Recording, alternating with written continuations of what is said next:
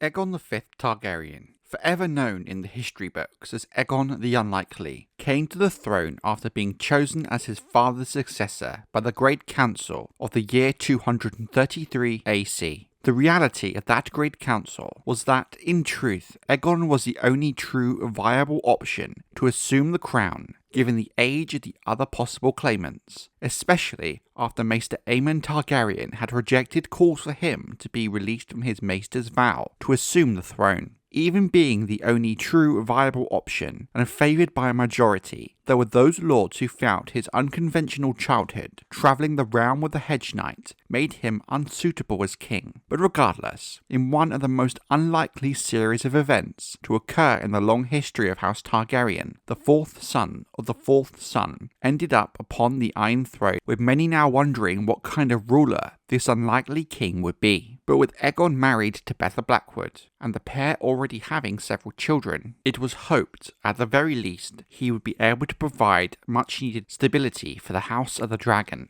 The first act of King Aegon V's reign was the arrest of Brynden Rivers, Bloodraven, the infamous King's Hand, who had been the driving force of politics in Westeros for decades. Aegon's reasons for the arrest split the opinion of those assembled at the Great Council, as he had had the Bloodraven arrested for the murder of Aenys Blackfyre, whom had come to the Great Council from Tyrosh to press his own claim to the Iron Throne, being promised safe passage by Rivers. To no one's surprise, Bloodraven did not deny that he had lured the pretender into his power by the offer of a safe conduct. After all, the Blackfyre pretenders were the enemies of the realm, plotting to overthrow House Targaryen while in hiding in the Free Cities. Bloodraven contended that he had sacrificed his own personal honour for the good of the realm, and would do so again without question, as he had done many times before, without most at court even knowing the full extent of his clandestine actions. At the end of the day, the saying of the small folk had some truth to it. Lord Bloodraven did truly have 1,000 eyes on one. Though many agreed at the time, and were pleased to see another Blackfyre pretender removed, King Aegon felt that he had no choice but to condemn the hand, lest the word of the Iron Throne be seen as worthless if the king allowed such dishonourable actions in his name. Any maester of history knows the impact and role Bloodraven had in the histories of Westeros, especially his actions at the Battle of the Redgrass Field that ended the First Blackfyre Rebellion, as well as his work to prevent any attempt by House Blackfyre to rise for subsequent attempts. His handling of Daemon II Blackfyre after the short-lived Second Blackfyre Rebellion was very politically aware, with Daemon II being the legitimate Blackfyre claimant. As long as he lived a prisoner under Bloodraven's watchful eye, his kin could not attempt to crown another, with only Daemon II's untimely death thwarting this plan. But there were also some who claimed that Bloodraven was the cause of that untimely death.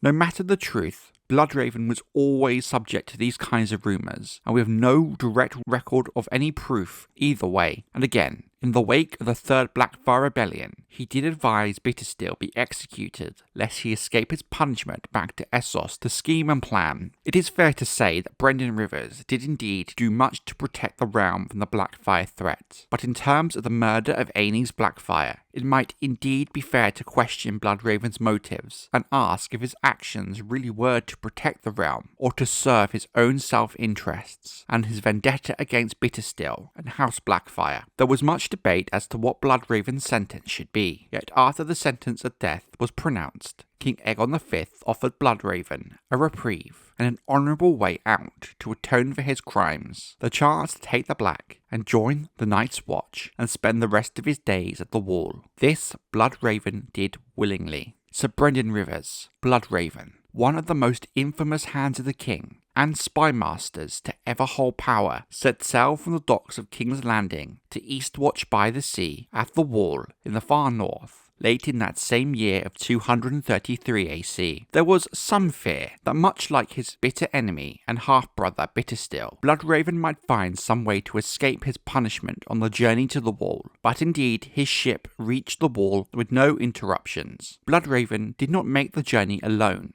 With him came 200 men, many of them archers from Bloodraven's personal guard, the famous Raven's Teeth. He also brought with him his Valyrian steel sword, Dark Sister, the last of the ancestral blades of House Targaryen, after the loss of Blackfyre to House Blackfyre. Many have brought into question over the years as to why Aegon allowed such a valuable possession to be taken to the wall. The king's elder brother, Maester Aemon, was also amongst them, joining the Night's Watch alongside Bloodraven, becoming the Maester at Castle Black. It was Aemon's wish to join the Night's Watch as the calls for him to become king had caused him to fear that he might be used as a pawn to usurp his brother against his will in some political scheme one day. Aegon provided his beloved brother with an honour guard, emptying the dungeons of men to take the vows of the Watch with him.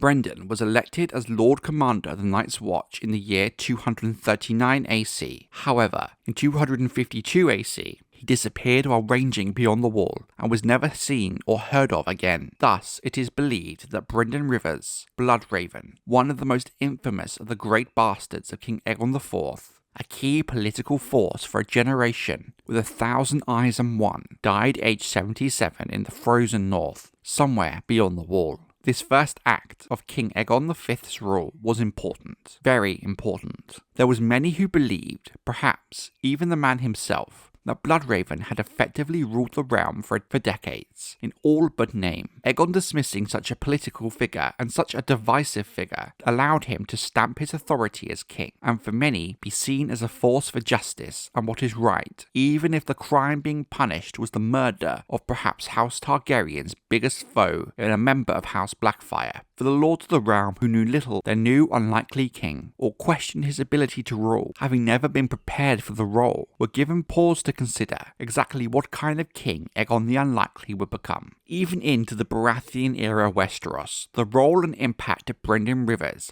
Bloodraven, is hotly debated by historians. Whether you agree with Bloodraven's actions and believe he is misunderstood, or believe he earned his sour and feared reputation, one thing cannot be debated or denied, and that is he certainly left his mark on the history of Westeros.